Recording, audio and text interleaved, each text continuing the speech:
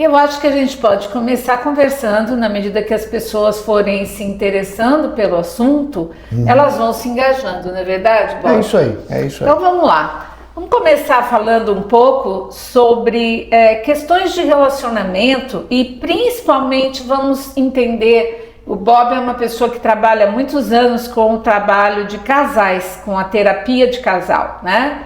E eu queria saber, assim, Bob, da sua parte, o que faz as pessoas procurarem uma terapia de casal? Por que um casal começa um trabalho terapêutico e como é que isso acontece?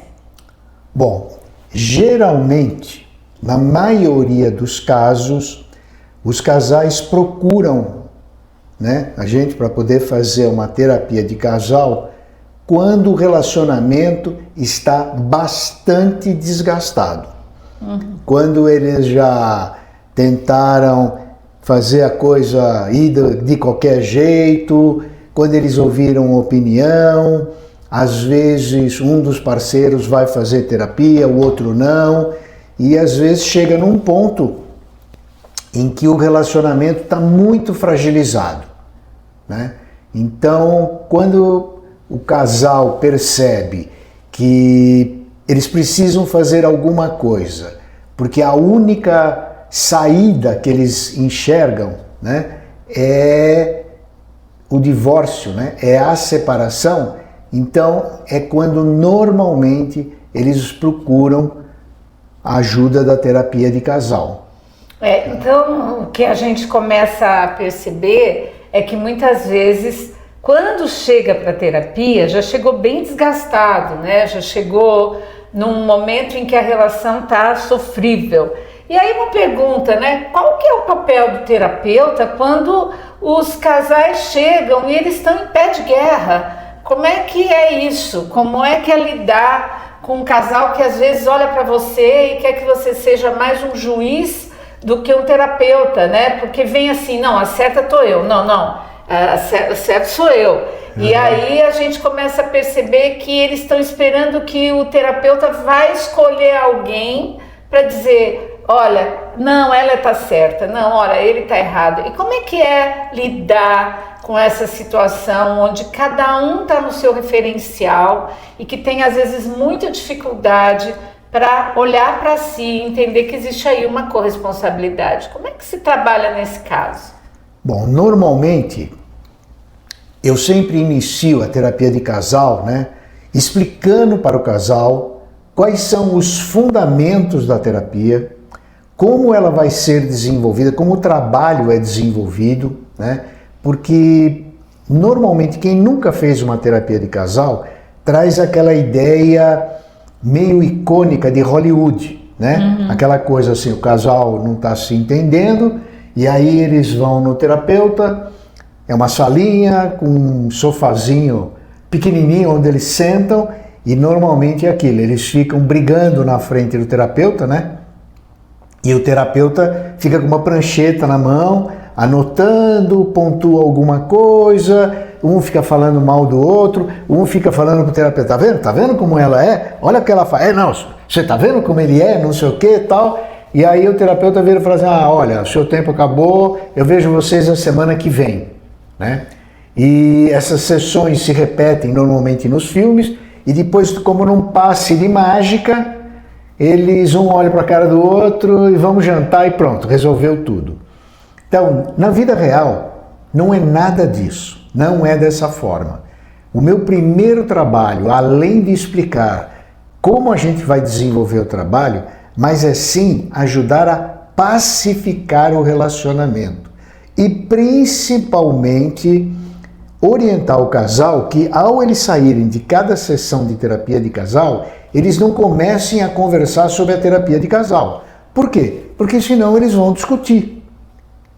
É o normal, né? Então eu sempre peço assim, olha, o que a gente conversa aqui, a hora que vocês saírem, não discutam sobre a terapia. Tá? Mas principalmente, para começar, eu brinco, né? Eu falo assim, que tem que colocar aqui no meio do casal uma bandeira branca. E eu peço a eles que eles façam isso. Por mais difícil que isso possa ser para eles. tá certo? Para quê? Para que a gente comece a conversar sobre os temas e os assuntos que são relevantes. Porque, como eu disse, o casal normalmente nos procura quando o relacionamento é extremamente desgastado. Eu acho assim bastante interessante, né, a gente mostrar no processo terapêutico também, e para que as pessoas possam entender, e quem está aqui, se está assistindo e está interessado em reconstruir relação, é muito importante a gente parar de apontar o outro, né? Porque a gente está sempre vendo com muita facilidade o que o outro está fazendo para estar desconstruindo a relação. E quando a gente começa a trabalhar terapeuticamente, a gente precisa entender que a gente tem que olhar para a gente, né? E a pergunta sempre é: o que eu estou fazendo para ajudar na relação e o que eu estou fazendo que está desconstruindo essa relação? E principalmente, né, Bob, aonde foi que o casal se perdeu? Né? E aí entram os motivos que levam às rupturas e às desconstruções de relações que antes eram muito favoráveis e positivas, né? Então, que pontos que são os mais críticos e que geralmente levam a esse descolorir das relações afetivas? Bom, tudo começa por algo muito simples: comunicação. A primeira coisa que acontece quando o relacionamento começa a esfriar, quando o relacionamento começa a deixar de ser gostoso, o casal começa a truncar o relacionamento. Ou seja, eles só conversam sobre o estritamente necessário, principalmente sobre os problemas operacionais do casal, né? E quando eles vão conversar sobre o tema que é eles, aí eles brigam. E brigar não é no sentido literal, mas é aquilo, discute, eu vou defender o meu lado, ela vai defender o lado dela e nós dois esquecemos de defender o nosso lado. Eu falo que o grande segredo de um relacionamento é você desenvolver o nós, né? Porque a gente vem, cada um da sua individualidade, que tem que existir, ok? Né? Mas quando você forma um casal, por que você forma um casal fundamentalmente? Basicamente 2 motivos. Primeiro, vocês querem construir alguma coisa. Construir uma vida em comum, né? Construir a casa, construir uma família, enfim. E o outro é ter intimidade com alguém. Tá certo? Que não vamos confundir, porque às vezes quando eu falo intimidade, as pessoas pensam que é única e exclusivamente sexo. É também o sexo, mas na verdade é a intimidade, é estar perto um do outro, é se tocar, é conversar. Então basicamente é isso, quer dizer, o casal chega, não existe mais diálogo. E a outra coisa que rapidamente acontece é a intimidade sexual. Ela some, ela desaparece, né? O casal se distancia, quase que vira uma repulsa um do outro, ou, o que é pior ainda, transformam o sexo em moeda de troca. Então, se eu me comportar bem, tem sexo. Se ela se comportar bem, tem sexo. Se ela se comportar mal, não tem. Se eu me comportar mal, não tem. Né? E uma coisa não tem nada a ver com a outra. E aí, como é que o casal pode sair desse lugar de disputa, de briga? Porque a gente precisa entender que hoje em dia tem aí uma valorização muito forte da questão da tua individualidade, da sua autenticidade, de você não se deixar invadir pelo outro. E eu acho que às vezes, Bob, as pessoas confundem um pouco essa temática, entendendo como se elas fossem completamente capazes de estar num relacionamento, mas como se fossem 2 ilhas, 2 pessoas completamente opostas e diferentes. Então eu vejo que é muito importante a gente prevalecer e dar muita atenção para a individualidade, mas a gente também precisa entender que se a gente ficar isolado e a gente só priorizar esse isolamento, a gente vai se distanciando da relação conjugal. Então perde o sentido o casal viver juntos, porque são duas pessoas que coabitam a mesma casa. Vamos falar que é uma república, isso, né? Agora, para trazer isso de volta, para sair desse individualismo e para, às vezes, até sair desse comportamento evitativo, porque a gente vê muita gente que diz assim, hoje eu vou dar um jeito de sair mais tarde do trabalho, porque se eu chegar mais tarde, eu vou ter menos tempo para ter que aguentar aquela pessoa do meu lado quando eu voltar. E eu acho que a grande curiosidade das pessoas é encontrar um caminho de solução para isso. E por onde esse caminho passa dentro do aspecto terapêutico? Como chegar nesse lugar onde as pessoas voltem a se olhar e voltem a ver o valor em estar juntos, né? É claro, respeitando a personalidade de cada um, mas valorizando compartilhar essa união. Então, como é que é isso? Como é que a gente pode gerar isso nas pessoas para que elas se reconectem? Bom, trabalhando nas questões fundamentais. O que eu chamo de questões fundamentais? Por qual motivo, lá atrás, o casal resolveu estar junto? Eu sempre falo assim, você me conheceu, eu conheci você. Então, normalmente, a primeira coisa que conecta um casal é o visual, é o aspecto, tá certo? Depois, é o interesse na outra pessoa. Então, é uma coisa muito engraçada, porque eu sempre pergunto assim, né? Como é que vocês se conheceram? Então, normalmente, era uma festa, era um encontro, amigos comuns, ok. E aí eu sempre pergunto assim, para ele, né? Para um dos parceiros, por que você achou que o seu parceiro ou a sua parceira tinha que ser aquela pessoa? Porque existiam outras pessoas no ambiente, não existia? Existia. E o que foi que te chamou tanta atenção que você resolveu querer investir nessa outra pessoa? Então aí um fala, e é muito engraçado, porque aí um fala, eu sempre viro para o outro e falo assim, você sabia disso? Eu diria para vocês que em 85% dos casos, o outro vira e fala assim, não, eu não sabia que era por isso. E aí eu faço o reverso da moeda. A outra fala por que ela viu em mim e tudo mais, o que ela achou, né? Por que no início o outro parceiro achou que valia a pena investir no relacionamento. Então, de novo, o outro parceiro fala e aí eu pergunto, você sabia disso? Em 85% dos casos, não. Então a gente começa resgatando, vamos dizer, a coisa fundamental, aquilo que uniu o casal, né?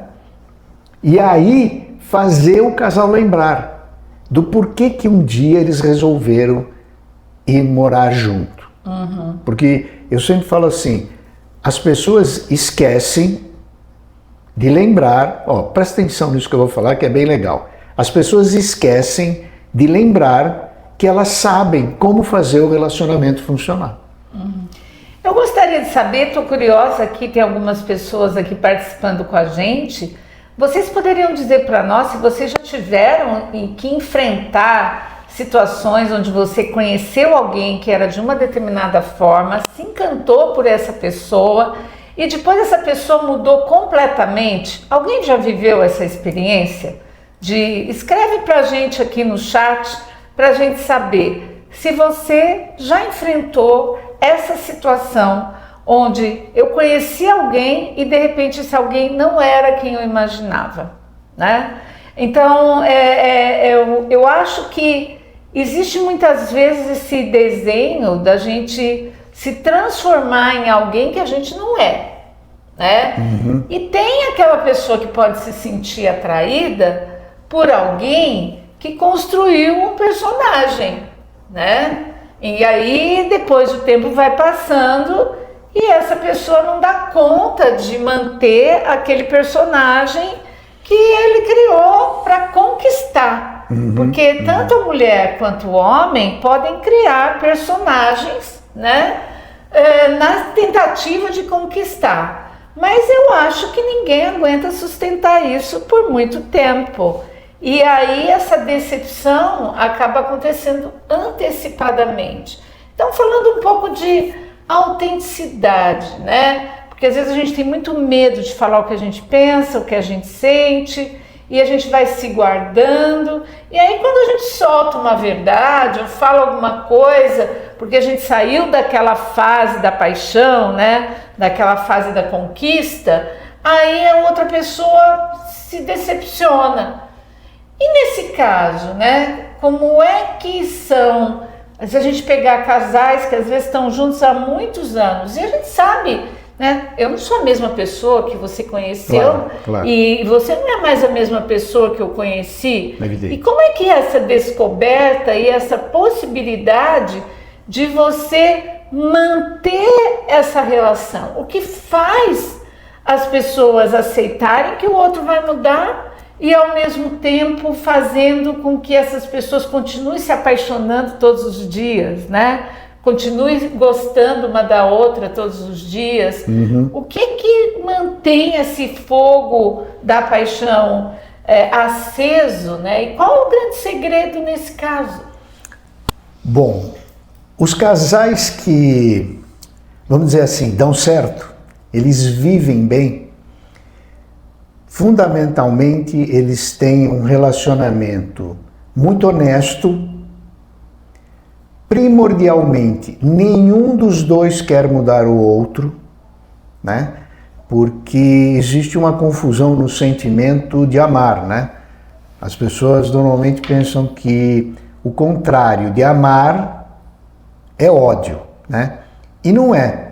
O contrário de amor é controle. Então é aquela coisa assim, se você mudar, se você se tornar tal pessoa, eu vou continuar gostando de você.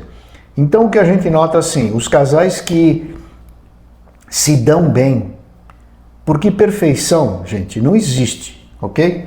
Mas os casais se dão bem, primeiro é muito respeito um pelo outro, é muita aceitação e não distorce a ideia de aceitação, porque às vezes quando eu falo isso, a pessoa pode falar, então eu tenho que aturar ela o resto da minha vida? Submissa, ela né? tem que me... Não, eu não estou falando em aturar. Eu estou falando em aceitação, ou seja, eu gosto dela do jeito que ela é. Eu gosto 100% do jeito que ela é? Não, eu brinco que eu falo que de vez em quando eu quero apertar o pescoço da Mara, mas eu não quero que ela mude. Né? Por quê? Porque eu gosto do todo.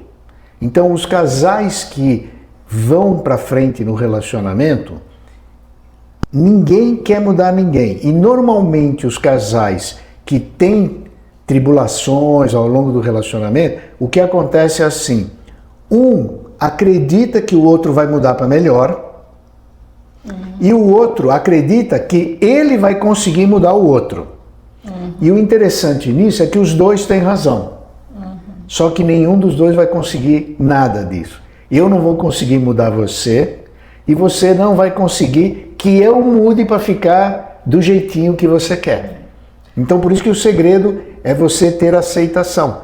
Eu brinco que eu falo assim, qual que é o certo? É você aprender a gostar do errado. Agora eu acho que passa muito por um processo de autoavaliação, no sentido da gente entrar numa relação a dois e entender que a gente assumiu um compromisso para dar certo, né? E não é aquele compromisso que você jurou no altar, não é nada disso, mas é o compromisso para dar certo, que é aquilo assim, eu preciso olhar todos os dias para mim e entender o que eu tenho feito para contribuir com essa relação. É claro que muitas vezes o casal precisa parar e precisa conversar no sentido de, né, rever algumas coisas. Eu tenho percebido, né, na clínica que muitas vezes a pessoa chega com uma queixa e diz assim, Ah, olha, no começo a gente viajava, a gente passeava, a gente fazia planos juntos, a gente tirava sarro um do outro, a gente brincava muito um com o outro. E agora a coisa esfriou, a gente não sai mais. Quando sai, fica um olhando no celular, outro olhando no celular, e o diálogo acabou, não sei nem o que eu vou falar mais. Então, esse distanciamento vai começando a fazer com que o casal não se reconheça mais, né?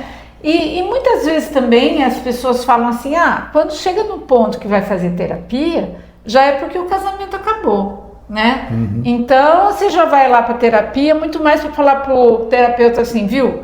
Me ajuda aí que eu não quero mais, mas eu acho que não dou conta de chegar para a pessoa e falar que eu não quero, que para mim acabou.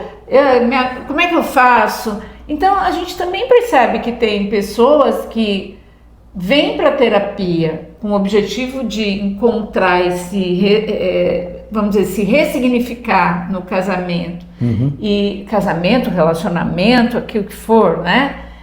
E outras vêm muito mais para ter uma ajuda de como eu vou fazer para sair dessa, né? Não estou curtindo mais, não está legal, eu quero sair dessa. E aí? E aí, como terapeuta, eu tenho que entender, né? Porque eu trabalho assim, para ficar bem claro. Eu normalmente, as 2 primeiras sessões eu faço com o casal, que é para entender o todo, né? E depois eu vou alternando. Aí eu faço uma sessão isolada com o parceiro, outra com outro parceiro, depois volto outra vez e faço com o casal e assim vai se sucedendo. Então, por que eu trabalho desta forma? Conversando isoladamente com cada parceiro. Para que eu entenda o ponto de cada um. Porque às vezes acontece isso que você falou, né, Mara? Quer dizer, o casal vem para fazer terapia, então o entendimento que eu posso ter, eles vieram para harmonizar e que eles querem ficar juntos. E às vezes daí, com o caminhar da terapia, quando eu converso individualmente, um dos parceiros vira para mim e fala assim, eu preciso que você me ajude porque eu não quero mais. Não tem mais condição, né? Eu só vim para terapia porque eu não tenho coragem de falar para ela, eu não tenho coragem de falar para ele que eu não quero mais. E aí, ok, como terapeuta é meu papel ajudar o casal, né? Quando o casal chega à conclusão que a melhor solução para que eles vivam bem é cada um morar na sua casa. Tá certo? Então, veja, a minha posição como terapeuta é sempre de apaziguar, harmonizar, criar um ambiente seguro onde os parceiros se sintam à vontade e seguros para poder falar, porque normalmente, como o casal chega muito desgastado, eles não querem falar. Por quê? Porque falar magoa o outro, mas magoa também quem fala, né? Então, eu acredito, e aí não é porque eu sou terapeuta, mas eu acho que terapia de casal não deveria esperar o relacionamento estar tão machucado, estar tão destruído. Quando percebe alguma coisa, já devia, né? É a mesma correlação. Se você tem uma dor de dente, você não espera o seu dente apodrecer para depois você ir procurar um dentista, não é? É verdade. Você não fica tomando analgésico até o dia que o analgésico não faz mais efeito, aí você vai procurar. Então, eu ouço aqui comumente assim, às vezes alguma queixa de um parceiro, às vezes dos dois até, né? E eu pergunto, bom, quando é que isso começou? E é muito comum ouvir assim, logo depois que nós viemos da lua de mel. Quando a gente namorava, ou a gente ficava, já era assim, ele era assim, já era assim. E quantos anos vocês estão casados? Nós estamos casados há 20, há 35 anos. Quer dizer, você conhece uma pessoa, ela tem uma característica que para você é complicado, é difícil, você acha que você não dá conta disso, e você espera 10, 20, 35 anos para depois querer resolver isso. Eu não quero dizer desta forma que possa causar uma ideia equivocada que não é possível haver um reconciliamento. Mas entendam, sempre é mais custoso, não para mim que sou terapeuta, mas para o casal. Porque eles chegam muito machucados. Né? E aí são feridas profundas que, por mais que a terapia ajude a cicatrizar, toda vez que ele olhar, ele vai ver a cicatriz. Ok? Uma coisa que também é muito importante, que hoje tem se falado bastante, né? São relacionamentos tóxicos, né? Lugares onde as pessoas permanecem e que têm muita dificuldade para muitas vezes entender que não é o melhor lugar para estar, né? E quando a gente fala de relacionamento tóxico, é sempre interessante que a gente sempre atribui a toxicidade da relação para o outro, né? O outro é o narcisista, o outro é o gaslighter, o outro é o atroz, né? E a gente não tem essa facilidade de tomar consciência de que existe quase que uma comorbidade, ou seja, comportamento gera comportamento. Então, se existe um algoz, é porque tem alguém se permitindo ser vítima, né? Se existe alguém que bate, é porque tem alguém se permitindo apanhar, certo?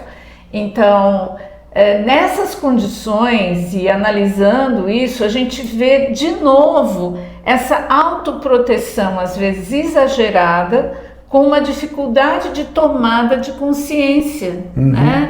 Porque muitas vezes não quer dizer que, olha, casou, tem que ficar para sempre. Não é isso. Mas entender assim, se ainda existe um sentimento, esse sentimento é muito importante, mas só o sentimento não vai sustentar a relação. Às vezes eu vejo coisas que são difíceis de serem até, engolidas, né? Você fala, meu Deus, como essa pessoa ficou nessa relação por tantos anos, né? E aí a gente começa a questionar, assim, tá bom, a pessoa tá ali sofrendo, e a pessoa fala, não, sabe o que é? Eu tô nessa relação porque eu amo ele. Nossa, ele é o amor da minha vida.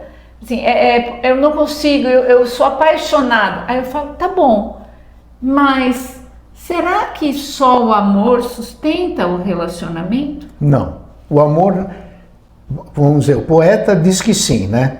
Mas o amor não é a coisa mais importante no relacionamento. O amor, não é aprender a gostar da outra pessoa, é diferente. O amor, ele vai crescendo com a convivência, com a parceria, gostar das mesmas coisas, fazer as mesmas coisas, ter as dúvidas juntos, às vezes ficar perdido junto, não saber qual é a melhor solução para fazer, né? Compartilhar os seus medos, as suas fragilidades, as suas fortalezas, estarem sempre junto, construindo o melhor para o casal. Agora, isso tudo por que as pessoas ficam às vezes em relacionamento tóxico, né? Isso é tema para mais uma live que nós vamos falar sobre essa coisa de toxicidade, gaslighting e tudo mais, mas de uma forma geral, né? É assim, eu tenho o meu amigo e outro dia conversando lá no barzinho, ele reclamou da mulher dele. Aí o amigo conheceu uma amiga e a amiga reclamou, tá vendo? Depois que casa é assim mesmo, todo mundo é mais ou menos assim e relacionamento é essa porcaria. E a gente vai ficando, seja por comodismo, seja porque o casal construiu algum patrimônio financeiro, pior ainda quando eles falam que vão ficar junto por causa de filho. Verdade. Né? Quer dizer, coloca o peso de um relacionamento que não está funcionando nas costas dos filhos. E os filhos não têm nada a ver com isso, né? Porque o vínculo de um relacionamento é o vínculo de duas pessoas. Vínculo é sempre dois. Não existe três num vínculo, né? Então, por exemplo, um casal clássico, um homem, uma mulher e um filho. O vínculo é de homem com mulher, mulher com homem. O vínculo é pai com filho, mãe com filho, ok? Se o casal é dois homens ou duas mulheres, é a mesma coisa. Vínculo é sempre a dois. Mas aí os casais cria um vínculo a 3, um vínculo a 4, que pode ser filho, pode ser pai e mãe, pode ser sogro, pode ser sogra, pode ser a empresa, pode ser o dinheiro, pode ser a sociedade. O que vão pensar de mim se eu me divorciar? O que vão pensar de mim se eu me separar? Tá certo? E tem uma coisa, né, que é importante também a gente falar, e que eu tenho estranhado um pouco, sabe, gente? Porque eu tenho conversado com casais muito jovens, bem jovens, e que o lado da vida sexual simplesmente congelou. Eu falo, oi? Como assim? Né? Casais ali em torno de seus 35 anos, 40 e poucos anos, né? Comparado aqui com a gente, que são muito jovens, né? E muita gente falando assim, não, porque com o passar dos anos a sexualidade termina. Termina? Termina porque ela é usada como moeda de troca, né? Porque assim, como você não se comporta bem, então não tem sexo. E é doido isso, porque na verdade tudo isso se passa num nível de mente, gente, né? Tem gente que fala, não, por causa da menopausa, porque então acabou o tesão, né? Não, agora nós somos só bons amigos. Gente, por favor, a gente precisa olhar para isso com muita cautela e com muito cuidado, porque a vida sexual de um casal, ela vai durar enquanto o casal respirar. Só que precisa existir o cuidado em todos os sentidos, né? O cuidado físico, o cuidado afetivo, amoroso, o cuidado com a saúde, né? Os médicos estão aí para ajudar a gente. As terapias, né, voltadas para os aspectos emocionais também. Existe também a base da terapia sexual, que muitas vezes pode resgatar e ajudar muitos casais a se redescobrirem, né, no sentido de que a sexualidade traz vitalidade para o casal também. Então tem muito assunto, né, para a gente falar quando se trata de casais, de relacionamento, de envolvimento. São muitas questões, mas eu acho que o básico de tudo isso é o desejo sincero de você querer seguir ao lado da pessoa que você escolheu, né? E não ficar nessa idealização, porque eu acho que esse é um outro ponto, Bob, que a gente precisa falar antes da gente encerrar, que é essa idealização da pessoa perfeita, entendeu? Então nunca tá bom. Então aí eu tenho que trocar de parceiro toda hora, eu tenho que mudar, eu tenho que pensar em alguém diferente, na tentativa de achar a pessoa que nunca vai ter problema, que vai ser linda, maravilhosa, jovem, perfeita, bonita, inteligente, rica, etc, né? Então, essa idealização está transformando as pessoas em seres solitários. E eu acho que pior não pode existir. Quer dizer, eu posso escolher, vamos lá, eu posso escolher ser uma pessoa sozinha e estar de boa com isso. Tá? Eu não preciso do Bob para ser feliz. Eu sou feliz, mas eu escolho ter a presença dele na minha vida. Agora, eu poderia não escolher? Poderia não escolher, mas eu não escolhi porque eu não achei o cara perfeito. Eu não escolhi porque é uma opção minha. Eu prefiro ter a minha vida, ok. Mas eu não entendo como que os casais se escolhem, se apaixonam e rapidamente começam a ficar com um checklist de defeitos do que o outro tem, né? E aí essa troca de tiros que acontece o tempo todo. Então, esse redesenhar pessoas normais, pessoas com características normais, nem todo mundo é lindo, maravilhoso, nem todo mundo é jovem, nem todo mundo tem a barriguinha firme, nem todo mundo é mega inteligente, nem todo mundo ganha fortunas, né? E eu acho que a tendência vai ser do ser humano chegar em pontos de isolamento que vão ser insustentáveis, infelizmente. A gente vê isso muito e, claro, vários pontos que nós trouxemos hoje nessa live, né, nessa primeira live que nós estamos fazendo, aliás, a primeira não, a segunda, né? Mas aqui no TikTok é a primeira.